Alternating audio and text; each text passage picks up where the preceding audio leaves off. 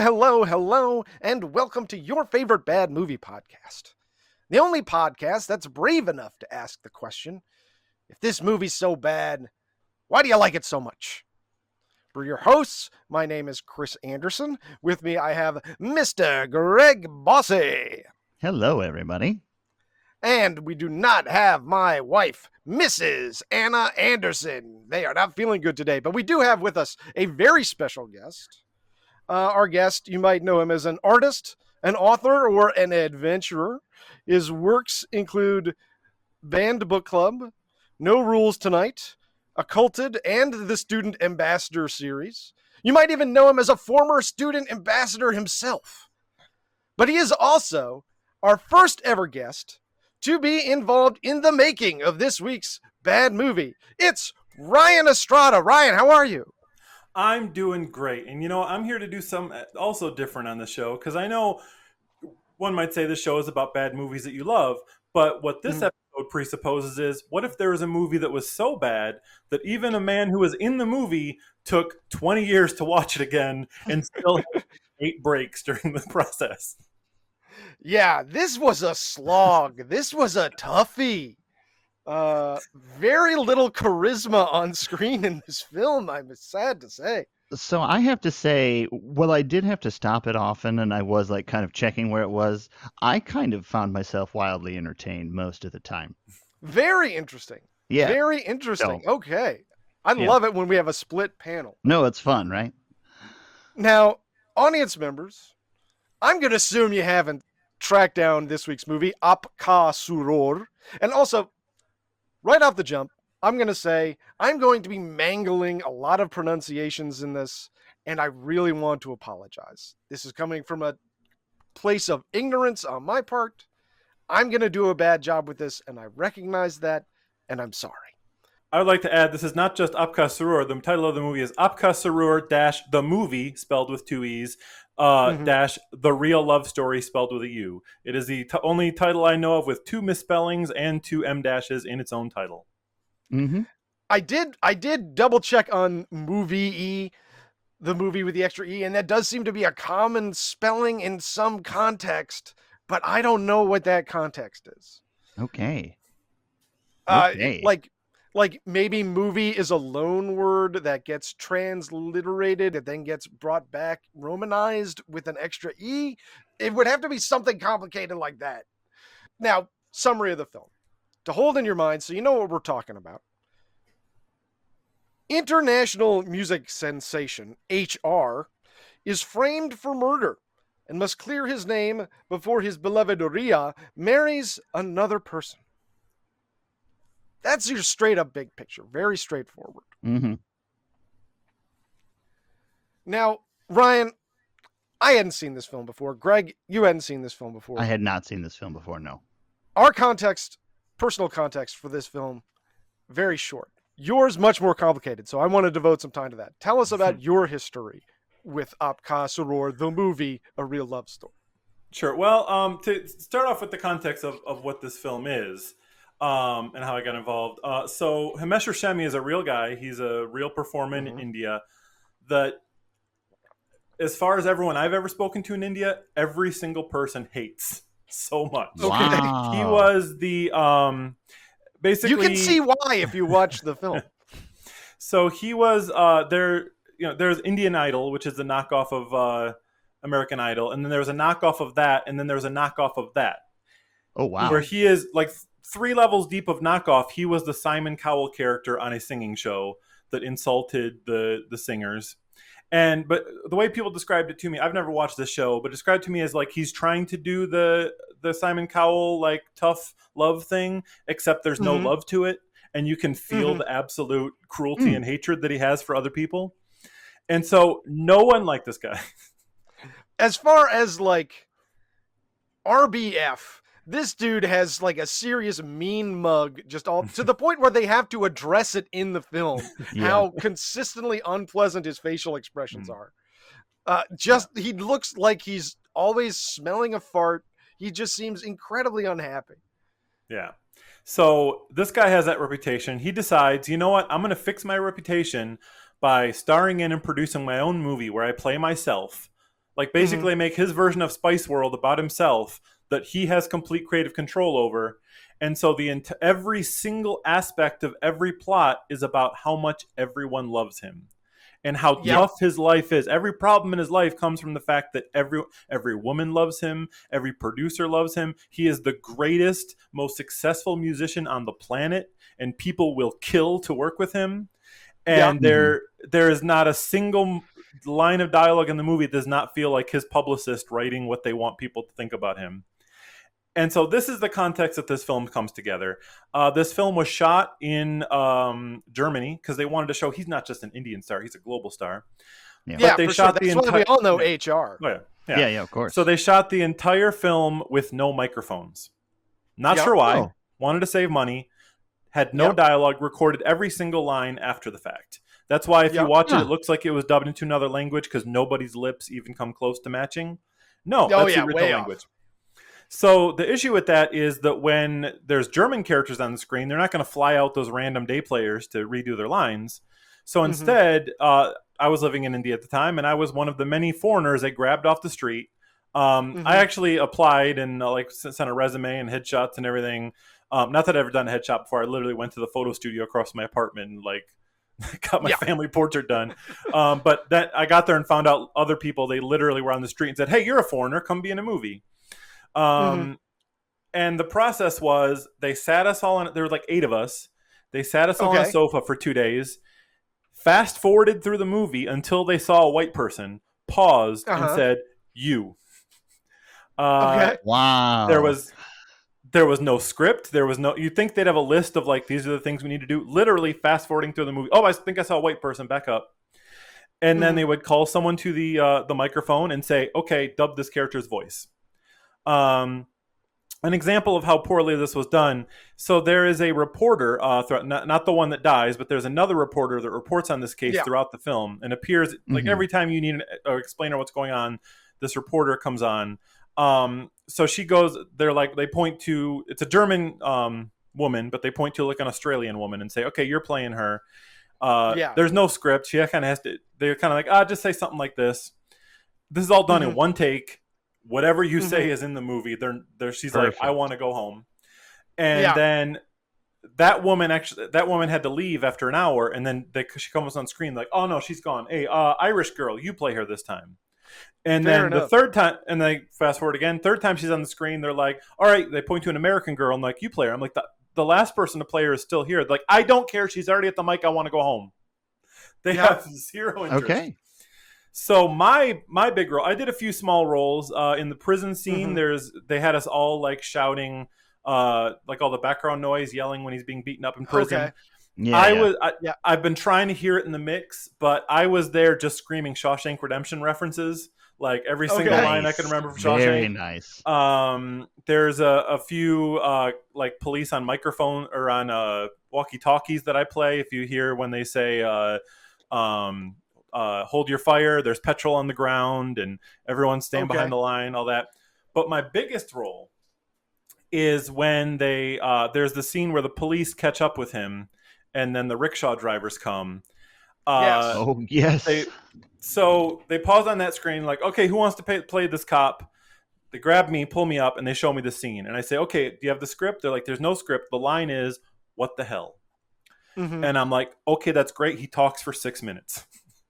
And they're like, "Yeah." And I'm like, "So do you want me to improvise?" They're like, "No, you're not allowed to improvise." And I'm like, "So what do you want me to do?" The line is, "What the hell?" So just to prove how dumb that was, I went up to the mic and I screamed, "What the hell?" for 6 minutes. Okay. Like, "What the hell? What the hell are you doing? What the hell is going on here? What the hell? What the hell? Why the hell are you dancing? What the hell? What the hell?" And I look at them like, "See, that didn't work." And they're like, "Done, next." And it's in the movie. Yeah. Wow. Like they fade. Luckily, they fade in and out, so you don't hear me say "what the hell" 436 times, but you hear it a lot. I mean, to be fair, that's my involvement. That was a very appropriate reaction to what was happening in that scene. That scene was very confusing to me. It was extraordinarily confusing, so much so that I forgot it existed. Yeah, we can get in later how much that scene confuses me, but that was I did like 4 different parts, and we were there for like 2 days. And the one big moment is I did get to meet Himesh Reshammiya, who showed up in the middle of the day, and they're like, "Ah, shit, we gotta clear the studio. Himesh has one line he needs to record." So we all get out, and we're all standing there as he walks in, and like no one else is allowed to be in the studio, and I'm like standing in like the waiting room. I am not blocking the door in any way, but he just wants to make sure that everyone knows that he's the star and no one should be in his way. He goes out of his way to elbow me in the stomach to get me out of the way, which I was not in until he veered toward me.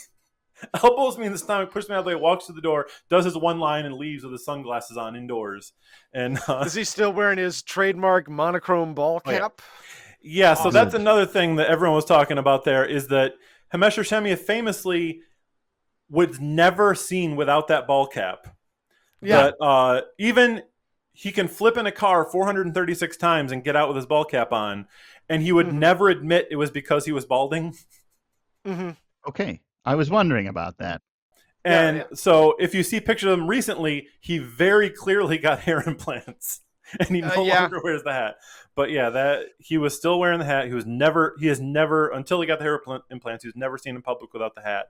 And then the grand finale to all of this is when the movie came out, there was a big news story because Himesh Reshammiya, he's so convinced this movie is going to make him the biggest star in the world. He wanted to go to his temple and pray for the movie to be a big success. But he's convinced that he is such a big star that if he were to go to a temple, it would be like madness and everybody asking for autographs, and he didn't want all that. So he decided to put on head-to-toe women's coverings. Okay. To go in undercover in disguise. Classic. And go into the women's side. Oh. Less appropriate. When he's bowing, he gets down, and his very obviously hairy man's legs stick out of the bottom. And this temple sees that and thinks this is a terrorist coming undercover with a bomb. And they call the SWAT team. The SWAT team busts in. Goes after him. He rips it off and says, "It's okay, it's me, Himesh Reshammiya." And the cops are like, "Who?" Unbelievable. Incredible. So this is this horrible film and why I'm involved. Wow. Well, that certainly is, a much more detailed history than any of our previous guests. Very exciting. My context research, it has, I'm not going to say this is like a gotcha thing, but it has some slightly different contradictions. So listeners, we report, you be the judge. Who's more credible? The guy that was in the movie or a guy who spends a lot of time at work on Wikipedia? We'll find out in the Damn I Wish I Had Some Context segment of the show.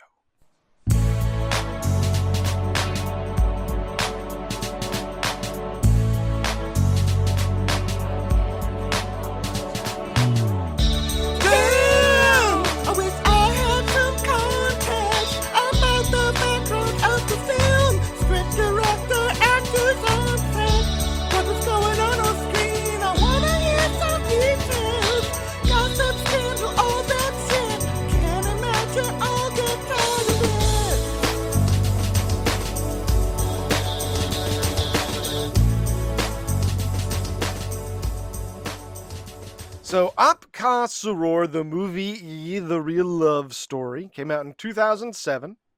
It was directed by Prashant Chadha. The tagline is, "When there is faith, there is no fear." Which makes it sound like a Christian movie, but it's definitely not.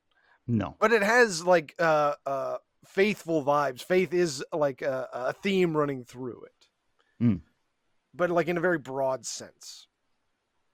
Now, this was the directorial debut of Prashant Chadha, and he did not get to direct another film for another 4 years, when he directed Azon, the 2011 action musical thriller about a secret agent fighting terrorists armed with a new deadly strain of the Ebola virus. So, this guy clearly doesn't have a lot of pull, doesn't have a lot of experience, is definitely the type of guy that Himesh Reshammiya, aka HR, would be able to push around. This is a figurehead on the film. Now, on the flip side of that coin, we got HR, who is our star, who only 1 year earlier released his debut studio album, also named Aap Kaa Surroor, which has gone on to sell 55 million copies worldwide. Second in global sales only to Michael Jackson's Thriller and just edging out AC/DC's Back in Black. How about that? That's what I read. Well, I also would ponder if Himesh Reshammiya's publicist is able to get an entire film to say what he wants to say about his client. Who's to say he can't edit Wikipedia? It's true. It's true. It was linked to some very odd sources, but that's what Wikipedia was claiming. It was definitely not like, it didn't even cross over to the list of top selling albums. They didn't even go that far to extend it. It just had a link to one site that was in English that I had never seen before. But then I wouldn't really follow Indian music news websites. I don't know. So my experience is just through, having a lot of Indian friends that I talked to that loved Bollywood movies, loved this music. And even like all my friends that were always trying to get me to go with them to see Bollywood movies. And like I would go sometimes, and sometimes I'd research like how much English language was in it, if I could watch it or not. But finally I'm like, guys, I'm in this movie, let's all go. And every single person I knew was like, yeah, I'm not watching that movie. Including my girlfriend at the time is like, fair enough. I'm not watching that with you. I'm like, I'm in it. She's like, I am not watching a Himesh Reshammiya movie just to hear you say what the hell for 6 minutes. Reshammiya was born in Mumbai in 1973 to the Kayastha caste, which was an interesting thing to read in someone's biography. He was the son of a composer, Vipin Reshammiya. He worked in television in the 90s as an executive producer, and through his father was able to get some songs to Bollywood superstar Salman Khan. Khan liked his work, and so Reshammiya started writing songs for his films and working as a playback singer, which is basically the guys that would do the singing for your Bollywood music. I think it's Reshammiya. Reshammiya? As I say, I'm going to be mangling these, so I will... Reshammiya? Reshammiya. Okay. Now, he critics often would criticize his voice for being nasal, but he was, he said, can't be that bad if I sold 55 million copies, or however many he did. I don't even know. And also for bringing in a Western influence to mix with more traditional Indian sounds, along with sort of Euro techno beats. From what I read, I listened to the album Aap Kaa Surroor, or what I could find of it, and I do not have nearly enough of a frame of reference to appreciate it or have any coherent thoughts about it. Now, his song Ashia Banaya Apni, translation, You Made Me a Lover, from the film of the same name, won tons of awards, including the Filmfare Award for Best Male Playback Singer, the IIFA Award for Best Male Playback, and the Zee Cine Award for Best Male Playback Singer. From there, he was able to release the album Aap Kaa Surroor, which had combined those influences. He parlayed the success that he had there into becoming a regular judge on the TV show Sa Re Ga Ma Po Challenge, a spin-off of Sa Re Ga Ma Pa, which is the musical scale. Instead of Do Re Mi, they got Sa Re Ga Ma Pa. And it was an American Idol-style singing competition. The challenge format, which started in 2005, which was also Reshammiya's debut year, was team-based. And that became the dominant format of Sa Re Ga Ma Pa after that. Despite Himesh's phenomenal success, his debut film was made on a budget of roughly 90 million rupees, which is about $1 million. Mm-hmm. And it took in a box office of 195 million rupees, or about 2.3 million. So, not a home run. Made back his budget, but it also should be noted that at the time of filming, HR was 36, and the actress that played his love interest, Hansaka Matwani, was 16 years old. Oh, wow. which, once again, I don't know if that's normal, but it seems weird to me. It's pretty weird. And I want to say, in regards to your story about having, it almost reminds me of like in an 80s cheap Hollywood action movie, and they'd be in some foreign country.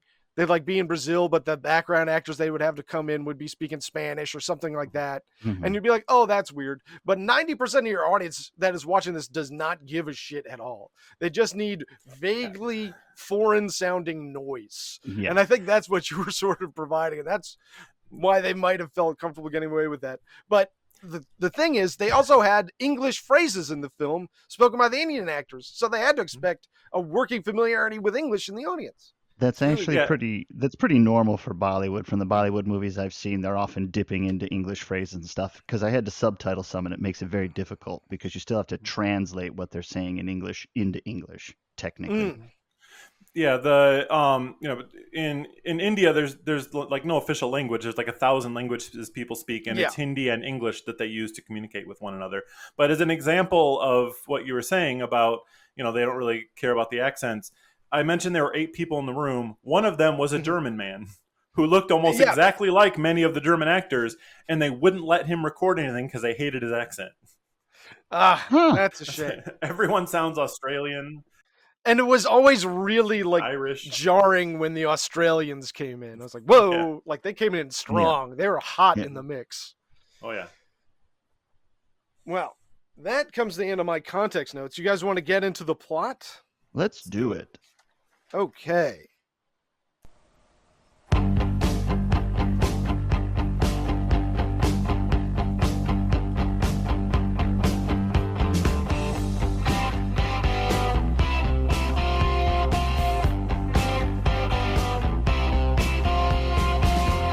Plot bumper, listen to me. I'm gonna give you the plot summary. Come on, baby, here's the synopsis. Plot bumper, plot bumper.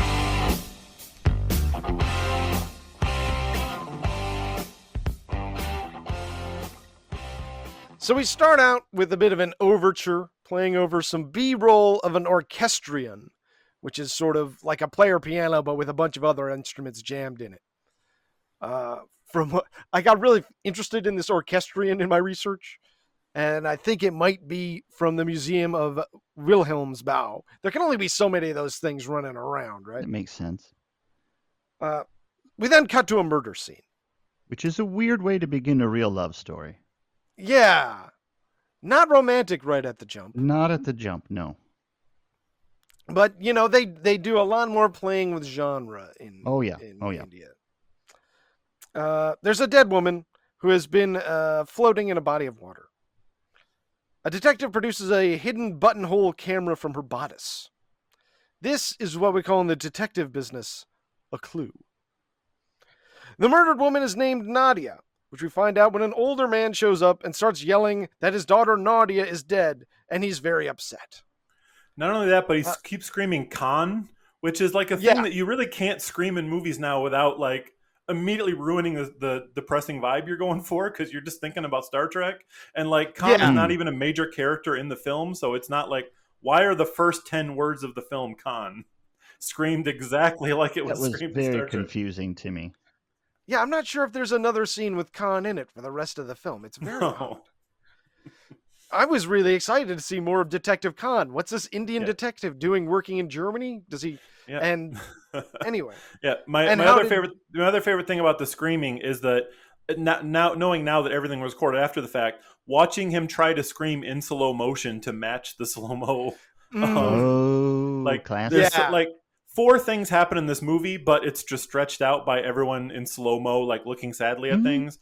But he's screaming, so the guy has to go, like as though he's in slow motion. You can, when I can just see the people in the studio as I'm listening to every line of this.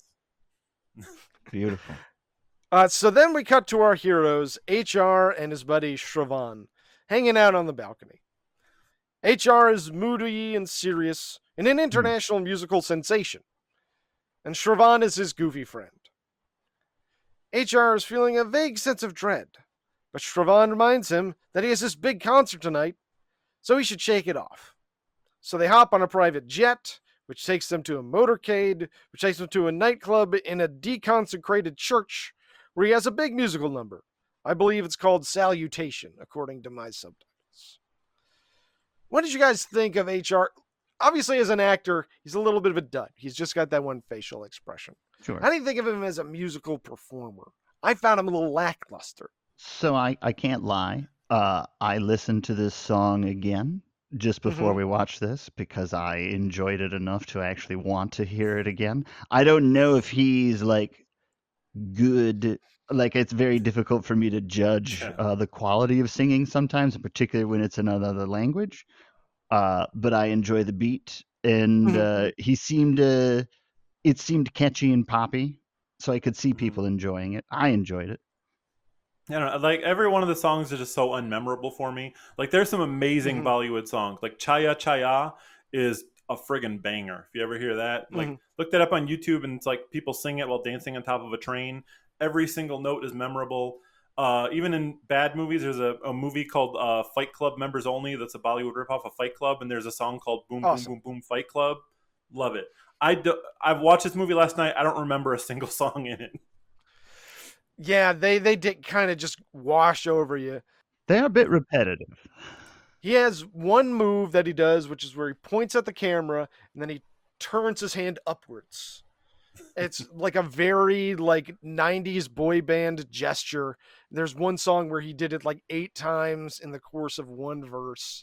It's the first time you see it, like, oh, he's powerful, he's connecting, and every time after that it rings so false. Yeah. The other fun thing about the music is that I don't know which song because I don't remember any of them, but one of the songs in the film, apparently he had been hired by a different director to write an original song for another film and sold the rights to it, and then as soon as he got his movie, he's like, screw that, I'm putting in my movie. And like, he did not own the rights to the song, put in his movie anyway, and he got sued. But like, just the fact that he's he had so few songs that he loved, he's like, I'm gonna steal this one back, and like willing to burn every bridge he has to make this movie.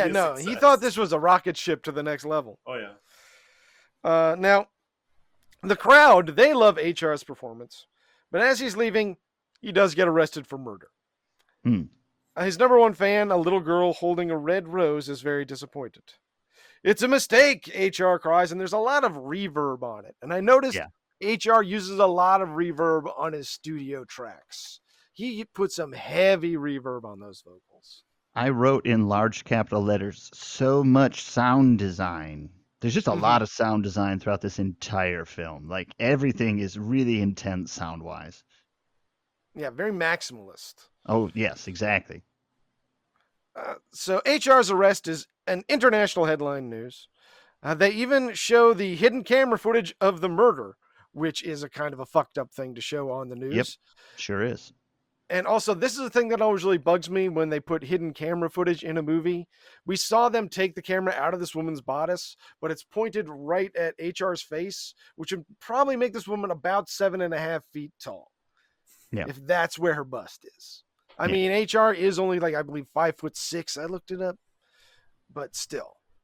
I mean, admittedly, though, at this point, even I was just like, so obviously he didn't do this. So how are they going to justify, like, what's the reason that this is actually occurring? Why do they have footage of this? And what it is unbelievable completely, in my opinion, but was enjoyable. HR, in the footage, he starts getting violent with her, and then the camera cuts out. HR gets dragged off to German prison, but they do let him keep his trademark ball cap. For some reason. So it's not all bad. Let's not rob a man of his dignity. His trademark look. It's like Fred Durst, except HR wears his ball cap forwards. Right. Yeah, I mean, we'll like smuggle people into the prison to beat him up, but we're not gonna like let everybody see his bald spot. That's this rude. prison is very loosey-goosey. Oh, very loosey-goosey.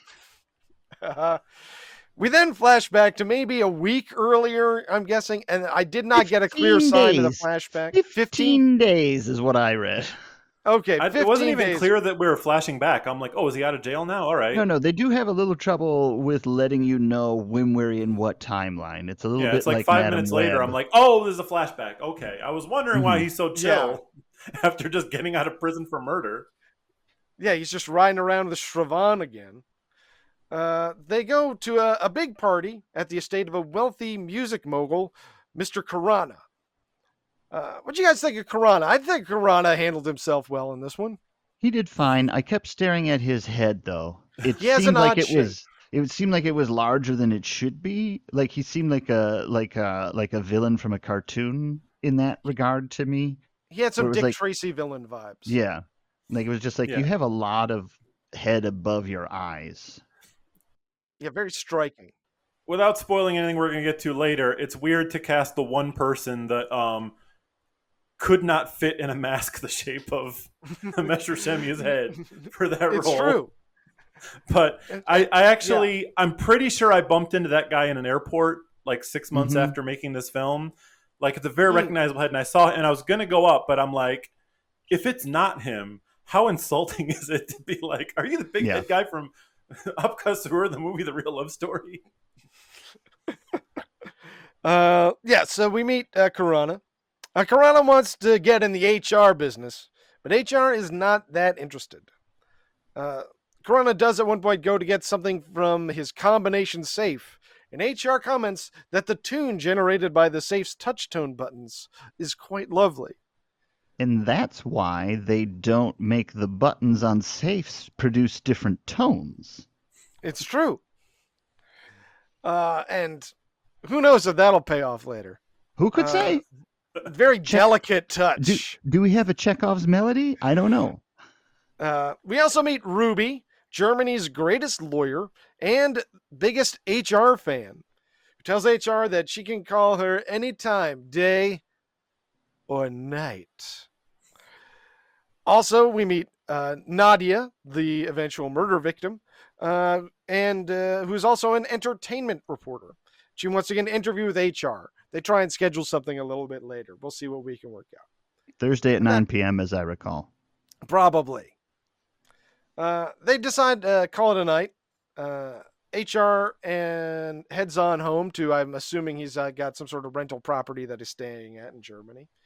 But when he gets there, there's a young woman being held hostage by a burglar. HR grabs a gun off of one of his many armed guards that he has with him at almost all times and negotiates for the hostage's release. It turns out our beautiful hostage is named Rhea. She has some kind of job on HR's tour. HR bids her goodnight, and the next day, he still can't stop thinking about her. Mm. Such a complicated meet cute that, like, I came in to drop off a paper, and since I had the door open, someone broke in, and this happened, and then you didn't know who was the robber and who was the victim. Like, it's just, and none of it ever comes back again. It's just no. Maybe they wanted to have like one action beat in this portion of the movie so that you don't forget that there's also like, and it does show him grabbing a gun off of someone who's pointing a gun, so it shows that he has that skill set that he uses later. Who knows how he picked that up, but he did. And while we're talking about the meet cute here, like I was talking about how this film is like just projecting the image he wants. This dude, by the time he made this movie, this dude had been married for 12 years. He'd had a wife since long before he got famous. And he's just like, I want to make a movie about how I'm the hottest single guy that everyone wants to be with and fall in love with someone else. Yeah, nobody's going to watch a movie about a pop star that's married and has two kids. That's not cool. And he did get divorced 10 years after this movie came out. So I don't know if there was some bitter resentment over him making a movie about how much he loves someone else. But, you know. I mean, I'm going to say if my husband played a movie where he was, and I had been married to him for 12 years, and he played a movie where he fell in love and the actress was 16 years old, I'm going to have a problem. We're going to have a talk. So the next day, HR is plucking out a little love song on his old 6-string when Shravan suggests that they go to the club. And so they do. There's a bizarrely out-of-place Australian techno DJ, but there's also a babe alert because Rhea is there with her friend Bonnie. HR and Shravan have a brief who's on first style misunderstanding between the two of them regarding which girl they want to call dibs on. But fortunately, they both call dibs on different girls. They pair off for a little flirtatious chit-chat. HR learns that Rhea is the event manager for his tour, whatever that means. They seem to be making some progress when the MC of the club drags HR up to perform. And he's like, no, I couldn't. Okay. And he sings a song where the hook is Passion of the Heart. And then everybody decides to call it a night. Great way to stop. Yeah. Hey, always leave them wanting more. And these are very chaste romances, as we'll see as the plot line progresses. So high school. So it's such a high school romance. Extremely high school. That night, Shravan and Bonnie tease HR and Rhea respectively, saying that they so clearly are head over heels in love with each other, and they just need to tell each other how they feel. And they're both like, okay, I'll tell them. It's very like Grease or no, Bye Bye Birdie. Reminds me a lot of that kind of vibe. After having spent about 46 seconds together total in their lives. Yeah. Yes. Sometimes when you know. Yeah. So they go out on a date. Rhea asks HR why he never smiles. Obviously trying to cover for the fact that this actor never smiles for no fucking reason, and he's so dour. And he goes on to explain that his older brother died of a brain hemorrhage. That's why I never smile. In real life, he did have a brother that died when he was about 11 years old. So I don't know how hard I want to go on him for this, but I am going to say, hey, man, this is not a good character. You are a boring leading man. You should smile more. That makes sense. Yeah, how did you guys feel about this brain hemorrhage reveal? I forgot what it was, but I was just like, oh, he's just got a dead brother from a long time ago. Like, I understand that would make you sad, but I don't fully understand why you never smile now. Yeah. Yeah, it's not like a situation that makes it we can't trust people. It's like illness did that, not humanity. Yeah. I'm sure your brother would want you to smile, man. He just needs to go to some therapy. Yeah, and that's the thing. Like, I'm not trying to, denigrate this man. I'm just saying, as a person who did lose someone close to me when I was young, you eventually do move on, and that's a good idea. And you can still be sad, but you can still smile. Of course. Anyway, the date progresses from there. Rhea finds out that HR doesn't have a girlfriend. How about that? But no I love yous are exchanged. But things are going pretty well because she brings HR home to meet her father, Mr. Bakshi. Dad plays nice with HR when shakes his hand and everything, but after he leaves, he tells Rhea that entertainment people are not to be trusted. They're from a different caste than you and me. They'll look down upon you your whole life. You can't trust them. I don't want you involved with a person like that. Later that day, HR goes to Ruby the lawyer's place. Remember Ruby the lawyer? She's back. Hey. Presumably he's going there for some sort of business situation. But Ruby starts coming on to him pretty hard and fast. Ruby is a woman that knows what she wants, and she wants HR. HR tells her that he's in love with Rhea, though, and Ruby backs down. And on his way out, he runs into Mr. Khurana. Mr. Khurana offers to set him up on a big world tour, but HR demurs, saying he'd rather stick with his current team. Fascinating. Yeah. But good to see Mr. Khurana again. Meanwhile, Rhea and Mr. Bakshi have gone back to India for a wedding. HR is worried that while she's there might be some sort of proposal, some sort of engagement situation. He tries to call her and tell her that he loves her, but Mr. Bakshi cuts him off before he can. So he flies out there and crashes the wedding, raise another big musical number, this one called Never Lie. Afterwards, he and Mr. Bakshi have a sit-down, and he convinces Mr. B to give him a chance with Rhea by saying, "Look at my face.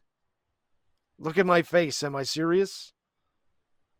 How would you describe his face in this scene. It's a lot like his face in every other scene. I was going to say basically that. Yeah, it's just like there's not a lot to read there, and there's not a lot of range of things that his face does. Yeah, and it's such a weird thing of like we're supposed to be invested in him like winning over this father when the father is just such a creep. Like especially when he I mean we're talking about later when he smacks his daughter and like Himesh is immediately like, look, sir, your honor is one of the most important things to me. I'm like, he just smacked the woman you love across the face. Don't screw his honor, punch him. What are you doing? Yeah, this movie seems very conservative. Yeah, but like it's funny that it's obviously different from American conservatism, but you can still see like this is whatever conservative is in India. This is that. This is like if Toby Keith made a movie or something, you know. It's that kind of conservative DNA in it. So Mr. B agrees to give HR a shot. So that night, HR and Shravan go out to celebrate. Finally, you got Dad's approval to take her out. Now, HR, he never drinks. This has come up several times in the film. He doesn't. But Shravan convinces him to make an exception, so he does. Which is a weird thing for a film that's supposed to be about, like, a real guy. Do you know what I mean? Yeah. To be like, I'm the type of guy who never drinks until he does. But then until someone has one line where they say, just once. And he's like, okay, fine. I've went like 50 years or whatever without drinking, but you said why not? So I guess I have to now. And then he proceeds to drink enough to kill a man, basically. Yeah, he does drink a lot of shots in rapid It's succession. like 12 shots in a row, a bottle of champagne, or some champagne, and then who knows what. It's like, wow, you were like, don't do that to yourself, especially not the first time out. That's a rough place to start, yeah. Yeah. Now, when he gets home, Nadia's there, ready for their Thursday at 9 o'clock interview. And he's drunk. He's drunk by 9 p.m. on a Thursday. He is tore up. He and Shravan got a jump on it. Now, the camera stays outside of the house. But after they go in, we hear Nadia being murdered almost the instant they step inside the door. Like they close the door and then she starts screaming. Timeline makes zero sense. Yeah. But we're now caught up to the beginning of the movie. Congratulations, guys. But getting caught up is extremely confusing because it's like, here we are in his place, here we are in prison, in his place, and then and it takes like a while to like drift to the point where the two stories kind of meet together. And when they finally did, I was like, did we catch up to ourselves, or what has what actually occurred in the last 2 minutes? After the arrest from the beginning part of the storyline, before the flashback, anytime we would flash forward to the prison, it was just HR sitting there not doing anything. Yeah, you're sitting in prison, and it was just like, you can hear someone getting beaten, and it doesn't sound very convincing. I was like, okay, sure. That's because anytime that happened, it was me and 6 other dudes going, ooh, ooh. Yeah, that makes sense. That makes sense now in retrospect. Yeah, there was actually, just during those scenes, what they actually did, they got all of us to stand and we're yelling stuff. And she's like, just act like prisoners. And like I said, I was yelling Shawshank Redemption. And everyone else, like, we did it for like 10 minutes. So eventually everyone just started going, arr, arr. And she came in there and screamed, I told you to be prisoners, not pirates, you idiots. Fair enough. I mean, to be fair, I don't know if I have 10 minutes of prison solo monologue in me. I probably would drift to pirates sooner or later. I was there just doing man missing on tier 2 cell 245, all the Shawshank stuff. Well, Mr. Bakshi says Rhea cannot marry a murderer, which is fair. Yeah. I'm going to say you could probably be a little conservative on that front. Instead, she will be marrying her childhood friend Rahul, who we never see. Spoiler alert. No. Like tomorrow. This happens to happen tomorrow. Yeah, he doesn't mean in the distant future you're going to be marrying Rahul. He means like literally tomorrow. Yeah, he's on the airplane now. Yeah. Call out of work on Monday. I've booked the priest. It's happening. Shravan visits HR in prison. HR can't remember anything that happened. He was too tore up, man. He was blackout drunk.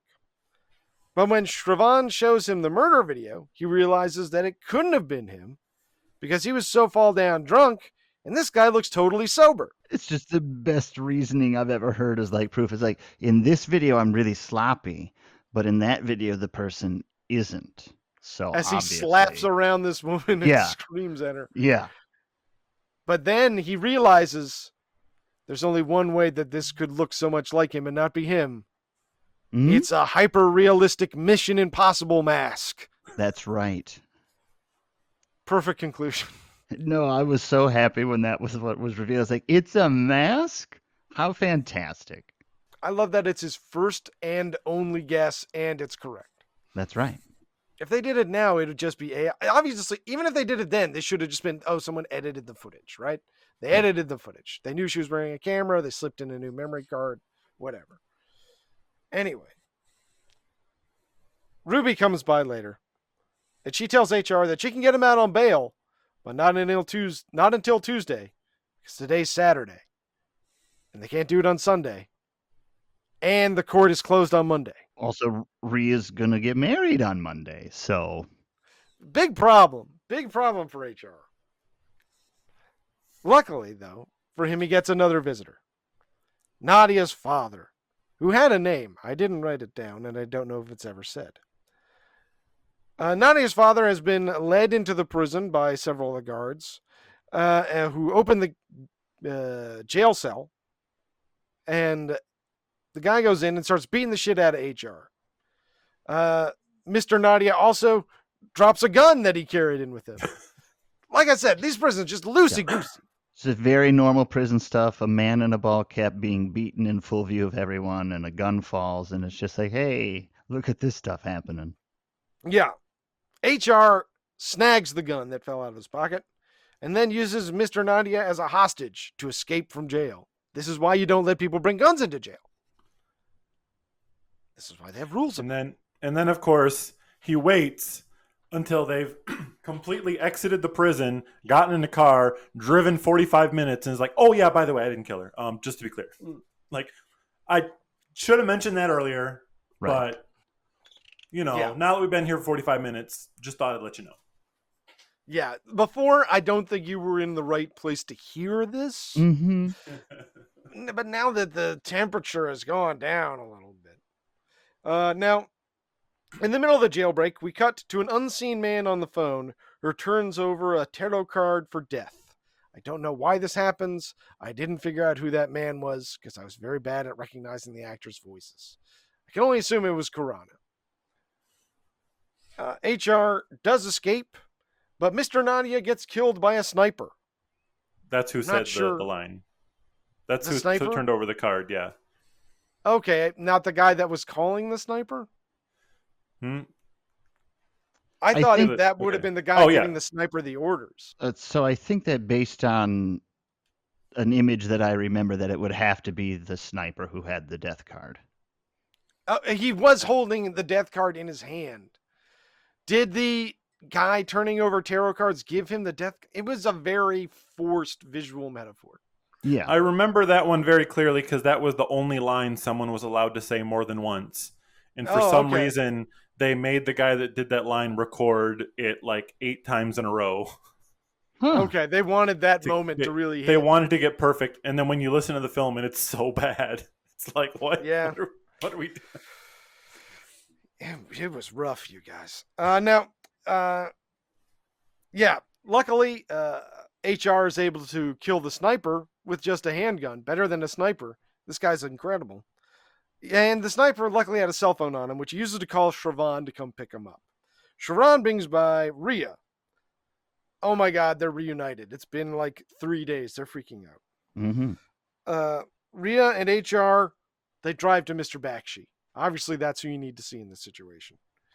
HR agrees that if he can't clear his name before the wedding tomorrow, Rhea should still marry Rahul. Not should, will. She has no will. choice in this matter. No one stops and asks Rhea for her opinion in this. Her opinion is no, but it is not important. It is certainly not a deciding factor. They smack her across the face for daring to have an opinion. Yeah. Yes. A very unfortunate thing. Her opinion is at best a tiebreaker, but right now there is no tie to be broken. HR knows that only Kurana and Ruby could have set him up. So he guesses that it's Kurana. Ruby really likes me. Yeah. Turns out he's right. Once again, incredible instincts out of HR. They go to Kurana's house and they open his safe using the musical combination. Dun dun dun. It's all coming together. This is like clockwork. Mm-hmm. A finely tuned engine, this film. Inside, they find the murder weapon. Mr. Nadia previously said, find the murder weapon, and that was never found. That'll tell you who the killer is. I would have assumed it would have been in the bottom of the Rhine by now, but it looks like Kurana was hanging out to it for some reason. Now, unfortunately, while HR was doing that, Kurana has kidnapped Rhea. He calls up HR. They agree to meet at the Heidelberg Bridge. Kurana has HR toss the gun into the river. Very sorry. Excellent, Kurana says, before driving off as HR gets arrested. HR is driven to jail, but on the way, his police car is blocked by 3 auto rickshaw drivers who I think I'm supposed to recognize, but I definitely do not. Are these Indian comedians? Here's the thing. I have no idea what this scene means. They are not not only appear, but the names of the characters appear on screen. Yes. Like they're introducing someone. Those names, I've talked to people, I've Googled these names. They appear nowhere. What? This is crazy. I thought for sure this was a big guest cameo. I've been trying to figure this out for decades. They just made up 3 characters who are Indian rickshaw drivers in Germany, where they are not licensed to drive in India. And how did they get their rickshaws here? At one point, in as they're mumbling in the subtitles say someone yelled, "We're here for a shoot," like as though they at last minute they tried to explain it. But what does that even mean? But these are vehicles that only exist in India. Like, were they flown? Like, did they take them in on a ship? How are they here? What are they doing? How did they know what was going on? Who are they? Why are their names appearing on the screen? I have no idea. It has the energy of like the beginning of a teen sex comedy where like freeze frames and a name appears and it'd be like Squeaky, the delicate loner, and it's just like we're like an hour and 45 minutes into a 2-hour film. Who are these people? Why are their titles appearing? What is the context with which I'm supposed to be bringing to this? It's crazy. Yeah, it's and really, they treat really crazy. it. They treat it like the moment Brad Pitt shows up in Deadpool 2 or something, or like it's even like like when Jay and Silent Bob Strike Back, when it actually appears on screen. Hey kids, it's Mark Hamill. Like they're treating it like this huge thing. So those names that appear on screen are not the names of the actors. And the actors were not listed in the credits. Yeah, they just made up 3 characters to be like, here they are. Here's those 3 characters you love. Let's have Ryan Estrada scream "What the hell" at him for 3 minutes. This is beautiful. That did happen. But HR uses these 3 very confusing men as a very convenient distraction to escape from prison and snag a Mini Cooper, our second Mini Cooper in a row. We had a Mini Cooper last week being stolen by the scientists in Airbud 7th inning stretch. 7th inning fetch. Jeez, I'm Crow Anderson. Get it together. But second Mini Cooper in a row. He chases Kurana down in the Mini Cooper and makes eye contact with him, locks eyes with him in the adjacent car before getting taken out by a pit technique from the German police, causing him to roll his car, I'm going to say at least 720 degrees. Literally no reaction from him either. Stone-faced, as usual. Hats on, stone face. He's got that stone face because his brother had a brain hemorrhage. That's true. And so he gets out of the car and he grabs a gun off of somebody using his patented gun grabbing technique and gets a confession out of Kurana at gunpoint, which thankfully a nearby Hindi-speaking passerby translates to the police. So HR goes free and Kurana goes to jail. HR and Rhea reunite. We get a brief scene of the two of them visiting Nadia's grave. And then a music video to the 1975 song Mehbooba Oh Mehbooba, which will be our closing credits this week. That's a great song. And then after that, another music video during the credits that is crudely computer animated. It was very weird. It was very, very weird. I think they wanted to really pad out the soundtrack because there were not too many songs in this movie. Yeah, fun thing about that, you were talking about the guy translating. They actually asked me to play that guy into the voice, and I'm okay. like, yeah, he's Indian. Don't you think you should get an Indian actor to play him? They're like, I just want to go home. And I'm like, do you want me to like get up there and do Apu from The Simpsons? Like, I'm not, like, there's like 8 I'm not comfortable Indian dudes in the sound booth. And they're like, yeah, but they can't act. I'm like, neither can any of us. Have you heard anything we've done? You're people from the street. So yeah, it did end up being a white dude who played him, but it wasn't me. Fair enough. All well, right. I mean, I guess if they thought it was okay, I don't know. Audience, you decide. So, we made it to the end of the film, fellas. That means it's time for your final thoughts and 5-star ratings.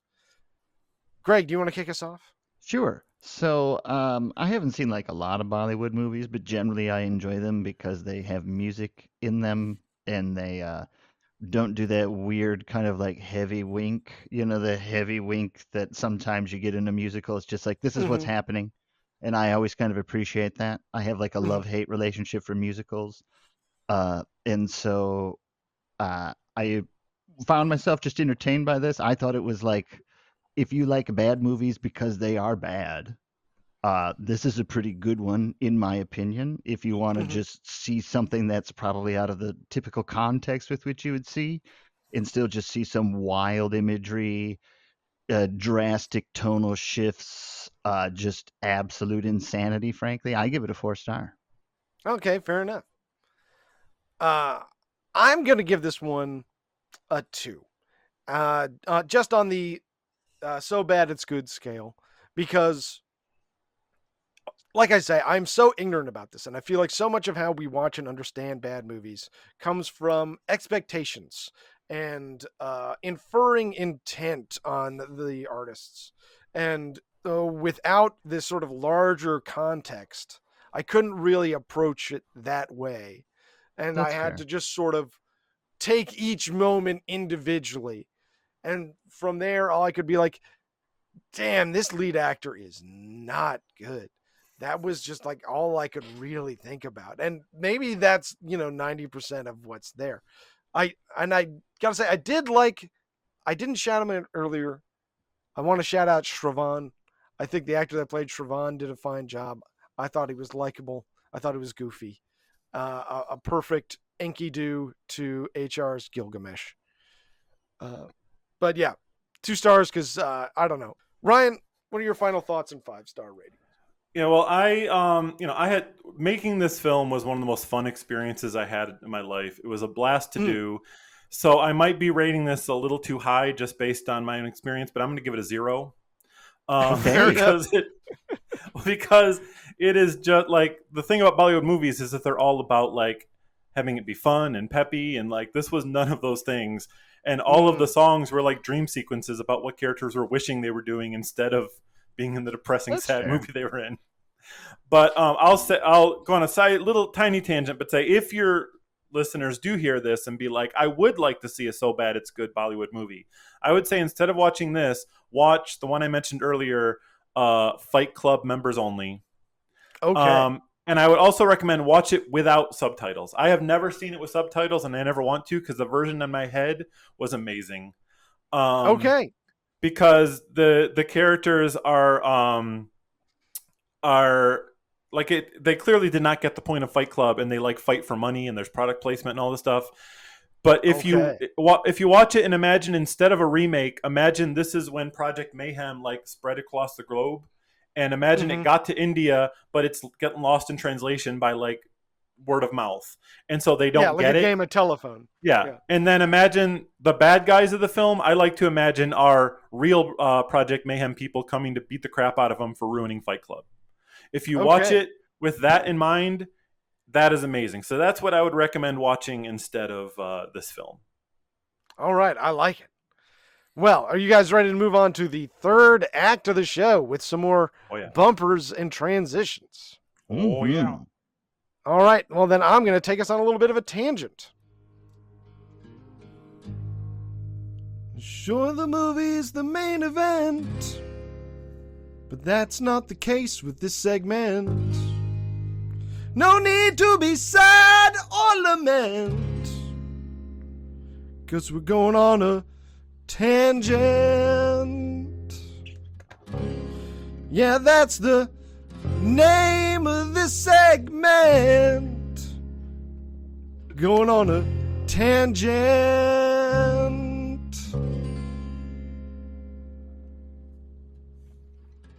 Tangent. So, when I was thinking about films about people from the world of reality television, I think the most direct analog that we have to this has got to be as far as American films. 2003's From Justin to Kelly. Do you guys remember From Justin to Kelly? I do remember it. I've never seen it, but I remember it. I remember it existing. I've watched it several times. You may or may not be surprised to know that about me. I have a very quick question. Is the last scene of it involve Justin throwing a paper airplane to Kelly, and that's somehow how they solve a situation? I wouldn't be surprised. That sounds vaguely familiar. I have not seen it in at least 20 years. I just remember that from the trailer and was just like, that's the final scene. Well, but anyway, my apologies. It stars Kelly Clarkson and Justin Guarini, who had just came in first and second in the first season of American Idol and were contractually obligated to star in a film together. This was what they signed up for before they even got on American Idol. Be like, you're going to be in a movie. That's what's up if you win. Incredible. This is a remake of the 1960 film Where the Boys Are, which was about co-eds falling in love down at spring break. That's what happens From Justin to Kelly. The two of them fall in love in Miami Beach. It cost $12 million to make, made $5 million at the box office. It was such a widely derided flop that they did not even bother releasing the soundtrack album, which you would imagine would be the entire reason for the film to exist. Now, this film only ran for 81 minutes in length, nice and tight compared to Aap Kaa Surroor. I'll give it that. Oh, yeah. But in that 81 minutes, the soundtrack featured 16 songs, as opposed to there were probably 8 in Aap Kaa Surroor, if I had to guess. So really densely packed, horribly acted, terrible script. Felt so bad for your leads. Which is interesting how sympathy for your actor, like I would say both HR, Kelly Clarkson, and Justin Guarini are probably in the same level of actor, where it's like you're going to be at best coasting, But I feel like since they were so much more likable and capable of having facial expressions, From Justin to Kelly works better as a film. And once again, it probably also, if I'm being honest, worked better as a film because of my larger familiarity with American musicals. But to me, it's weird that one made the profit and the other one didn't. But at the same time, From Justin to Kelly did make twice the box office that Aap Kaa Surroor did. It just was not smart enough to keep its budget under $1 million. Yeah. So with that, you guys want to move on to a game? We've got a brand new game this week. Ooh. Let's do it. All right. It's time to play a little This Guy Played That Guy. Oh.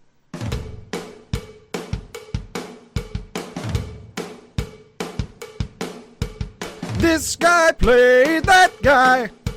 Yeah, this guy played that guy. This guy played that guy in a film.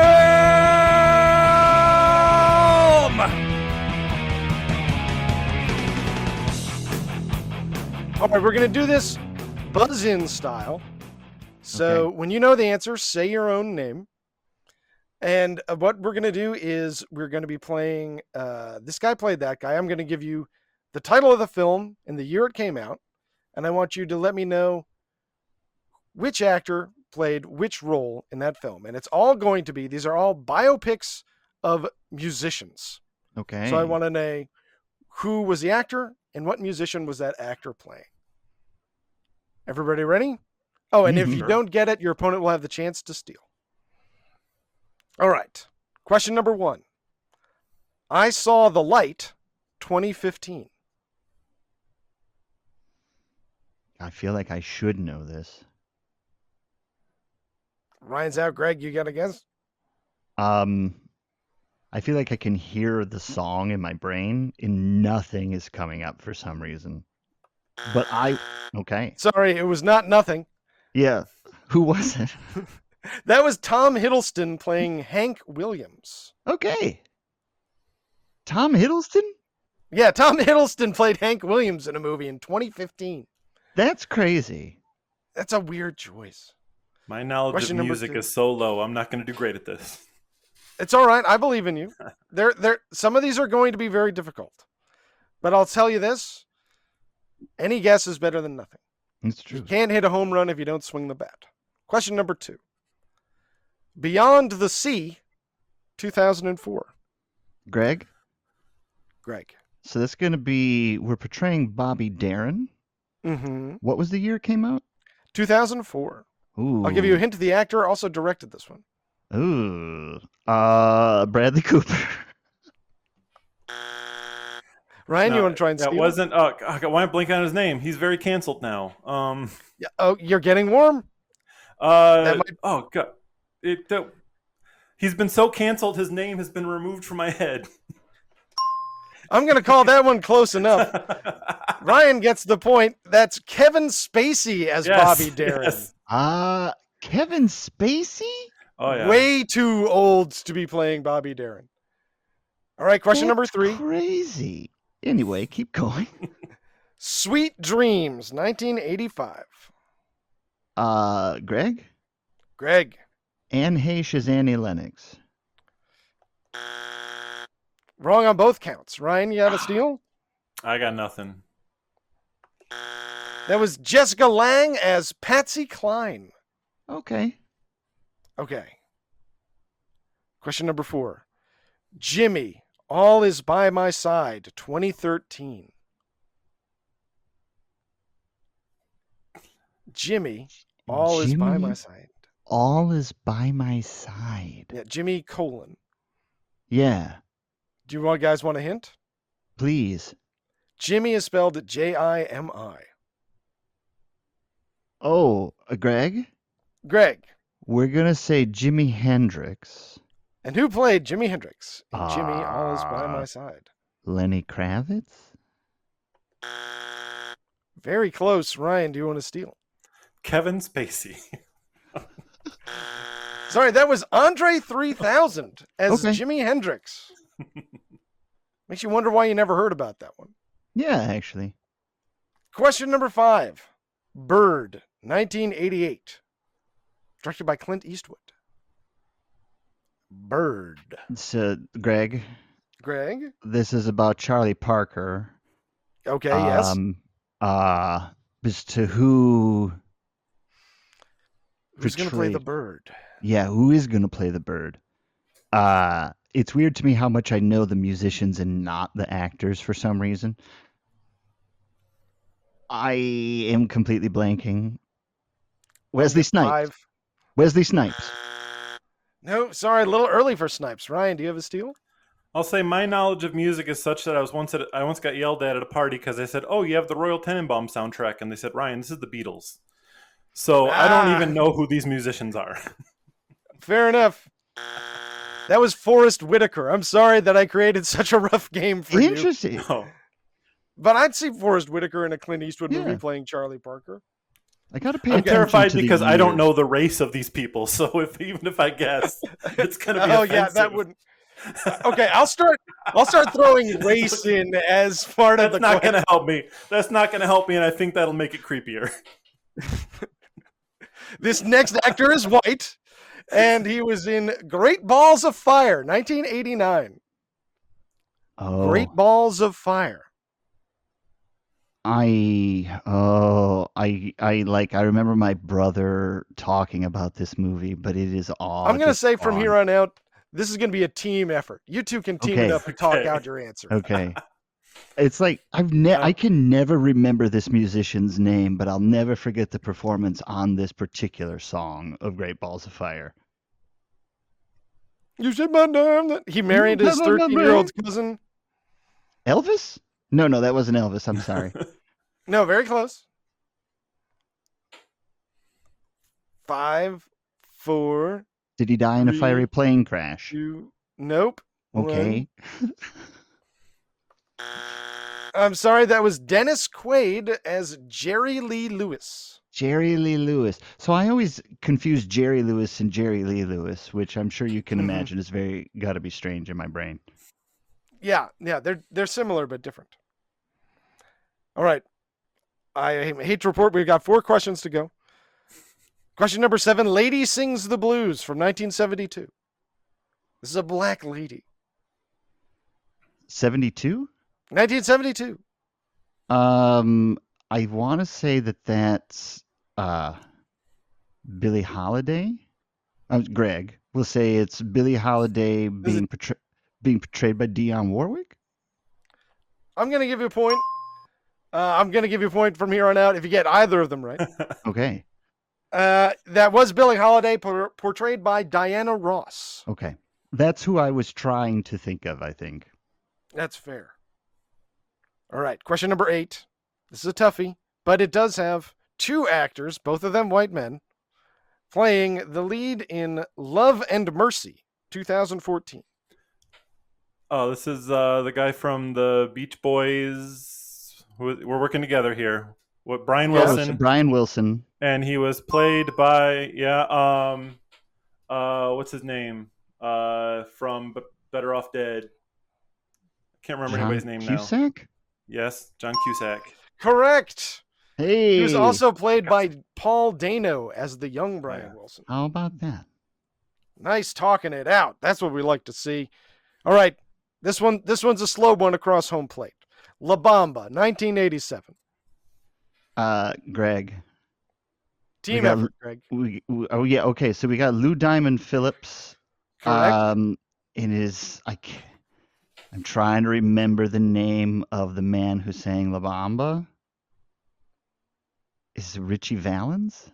Correct. Richie Valens. From the day the music died. That's right. He died in a fiery plane crash, unfortunately. Yes. All right, last one. We've made it. Question number 10.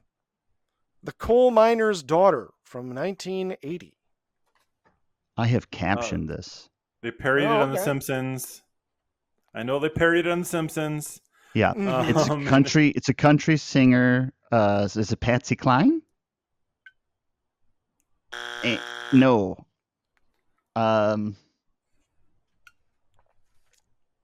It was Sissy Spacek as Loretta Lynn.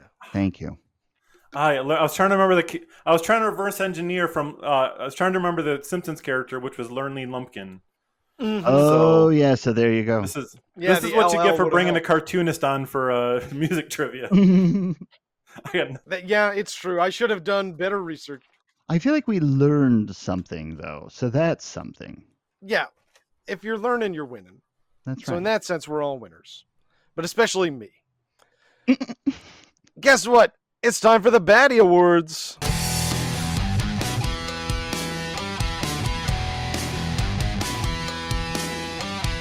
Now you're messing with the Baddie Awards. Now you're messing with the Baddie Awards. Now you're messing with the Baddie Awards. Now you're messing with the Baddie Awards.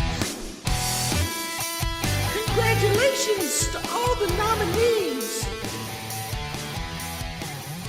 That's right. Congratulations to all our nominees.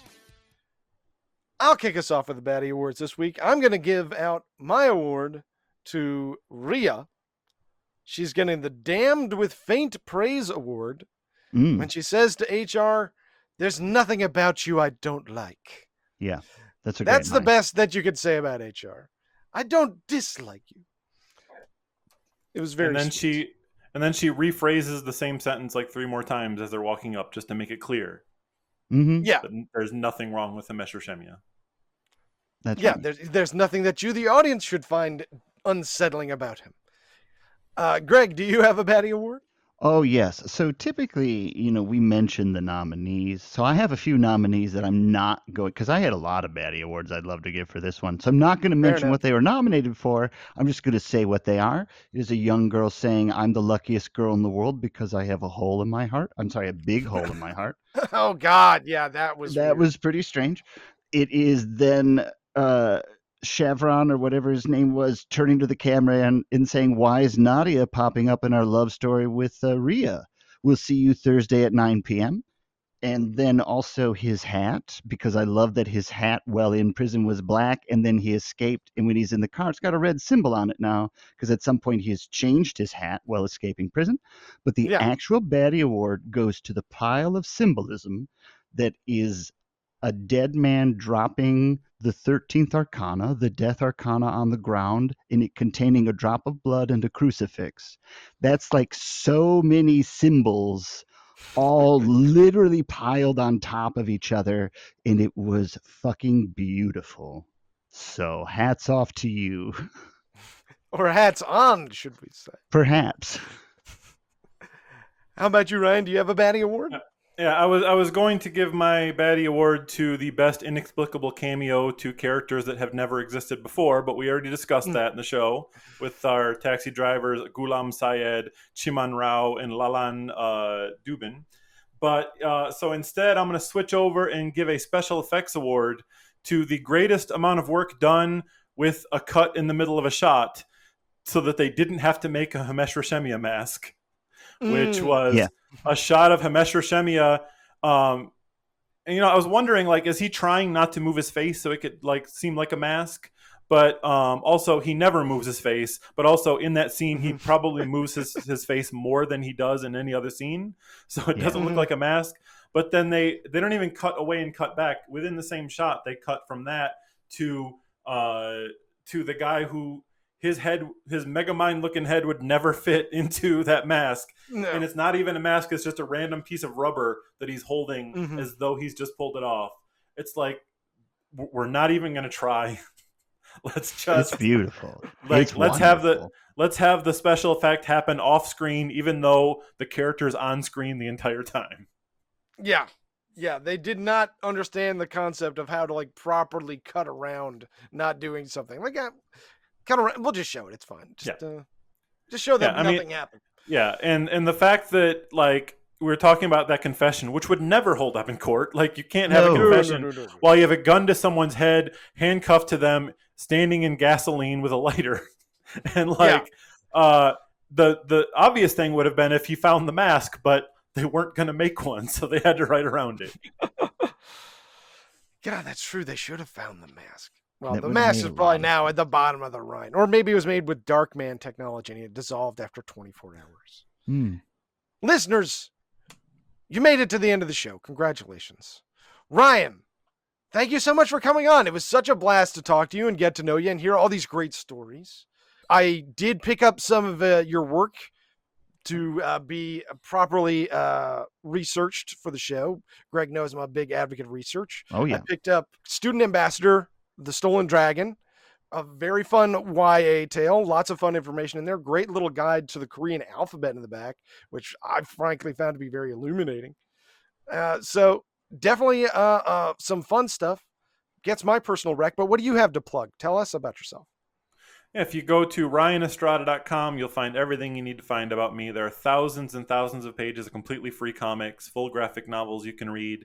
And there's information about the books I got out. Banned Book Club is the true story of my wife being hunted down by the police for reading books the president didn't like in 1980s Korea. We have a follow-up to that called No Rules Tonight coming out in October that is about the during the 70s and 80s in Korea, there was a curfew, or if you're out after midnight, you go to jail. And there was one exception to that, which was Christmas Eve. And so that's why for generations in Korea, Christmas Eve was a night of debauchery and no rules, do anything you want. So it's called No Rules Tonight. There's Student Ambassador series, as you mentioned, that are for kids' adventure stories. I got so much stuff. Go to ryanestrada.com, check it all out. And of course, you can find me in Aap Kaa Surroor, the movie The Real Love Story, but I recommend you do not. Yes. Well, I will recommend, listeners, that you come back next week when we'll have our special guest, my old dungeon master and author extraordinaire, Hal Johnson, and we'll be talking about The Atomic Brain. I think it'll be our oldest film that we've covered yet. We haven't done anything from that 50s monster movie, so I'm excited to take a look at that. And now I'm going to do my plugs, listeners. You know what I'm going to be doing right now. If you've gotten to the end of the show before, you got your phone in your hands, brother. Why don't you just give us that quick 5 stars? Huh? I'd give you 5 stars. You know I'd give you 5 stars. There's no question. You could even subscribe or leave a comment or whatever way your platform has for you to interact with us. Anything that you can do helps us beat the algorithms, work our way up the chain to the dominance of the ladder. And we all hate algorithms. And if you want to get in touch with us personally, you can email us at favoritebadmoviepod@gmail.com. If you've got any suggestions or you want to get on the show or just give some feedback, you never know. We could have a mailbag segment. We could read your email. You can find us on Instagram at yourfavoritebadmoviepod. You can find us on Blue Sky at favoritebadmovie.bsky.social. You can find us also our YouTube. It should be in the link tree, which is in the show notes. You can find trailers for upcoming shows. And also, we've got a Discord. But I'm not shelling out the $15 a month to create a permanent Discord link. So email me. I'll send you a Discord invite. It's great. We're having fun. Anyway, that's it. Thank you so much for listening. And until next week, be good. Goodbye.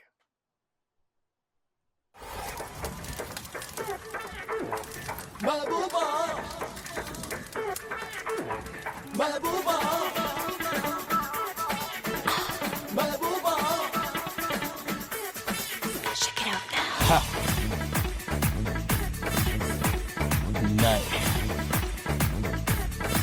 Come on, come Don't on. break it, don't shake it, don't fake it, don't make it, don't take it, don't love it, don't leave it. जिंदगी की बरसात है आज रात है